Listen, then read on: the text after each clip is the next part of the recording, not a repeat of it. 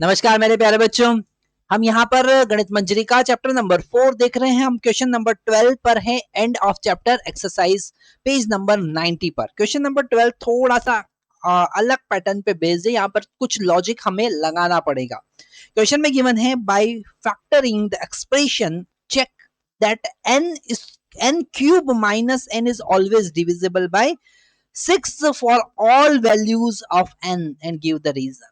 Okay, तो यहाँ पर आपको बताना है कि n cube minus n, n का कोई भी वैल्यू आप पुट करो, 1 2 3 4 5 कुछ भी वैल्यू पुट करो, इंटीजर वैल्यू पुट करो, तो वो 6 से डिविजिबल होगा। ये हमको बताना है। यही क्वेश्चन आपकी स्क्रीन पर आपको दिख रहा है। तो यहाँ पर हमको लिखना है n क्यूब माइनस n, ये है एक्सप्रेशन, और बताना है कि ये हमेशा n से 6 से डिविजिबल होगा। इज ऑलवेज डिविजिबल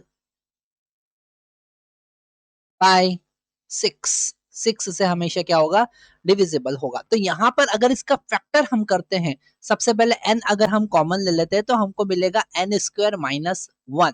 ठीक है, तो मैथमेटिक्स में अगर हम कोई वैल्यू कॉमन ले रहे हैं, ठीक है, या तो कोई कांस्टेंट हम कॉमन ले रहे हैं या कुछ भी हम कॉमन ले रहे हैं, तो बचा हुआ एक्सप्रेशन क्या होता है वो समझना जरूरी है।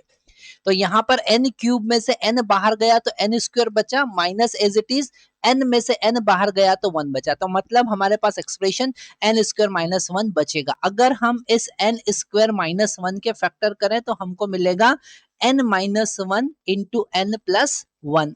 इसे थोड़ा सा अरेंज करें क्योंकि ये सबसे छोटा है, n माइनस 1, उसके बाद n आएगा और उसके बाद n प्लस 1 आएगा। मतलब कि ये अगर n का कोई वैल्यू हम पुट करते हैं तो ये 3 कॉन्जिक्यूटिव नंबर बताता है। क्या बताता है? 3 कॉन्जिक्यूटिव नंबर। तो यहाँ पर हमारे पास में n माइनस 1, n और n प्लस 1, ये 3 कॉन्जिक्यूटिव नंबर है। These are 3 consecutive numbers. ठीक है, अब 3 कॉन्जिक्यूटिव नंबर में अगर हम जैसे कि बात करें 5 6 7, तो 5 6 7 में एक 6 आया जो 2 से हमेशा डिविजिबल है, हमेशा इवन नंबर है। 3 कॉन्जिक्यूटिव नंबर में एक नंबर हमेशा क्या होगा, इवन होगा, या 2 नंबर इवन होंगे। ठीक है, अगर हमने ले लिया 6 7 8, तो 6 और 8 जो है वो क्या है, इवन नंबर है। ऐसे अगर 3 कॉन्जिक्यूटिव नंबर की बात करेंगे तो उसमें वो नंबर हमेशा 2 से डिविजिबल होगा। तो हम यहां पर लिख सकते हैं point number 1, 3 consecutive number always divisible by 2 and 3 also।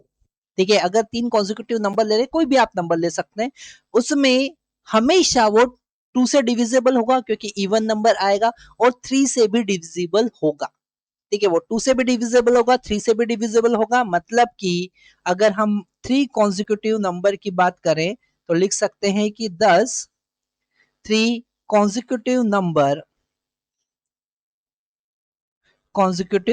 number always divisible by 6। तो 3 कॉन्जिक्यूटिव नंबर हमेशा 6 से डिविजिबल होगा।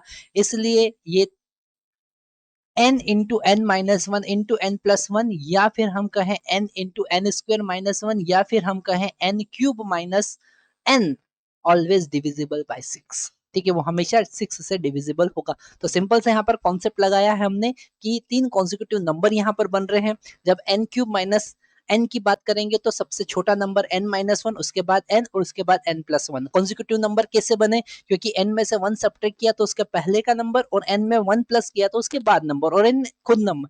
तो 3 कॉन्जिक्यूटिव नंबर हमारे पास मिले, और इन 3 कॉन्जिक्यूटिव नंबर में हमेशा ये प्रॉपर्टी होती है कि वो 2 और 3 दोनों से डिविजिबल होता है, मतलब 6 से डिविजिबल होगा। तो यहाँ पर हमारा इसका सॉल्यूशन मिलता है क्वेश्चन नंबर 12। अब क्वेश्चन नंबर लास्ट 13 हम देखेंगे।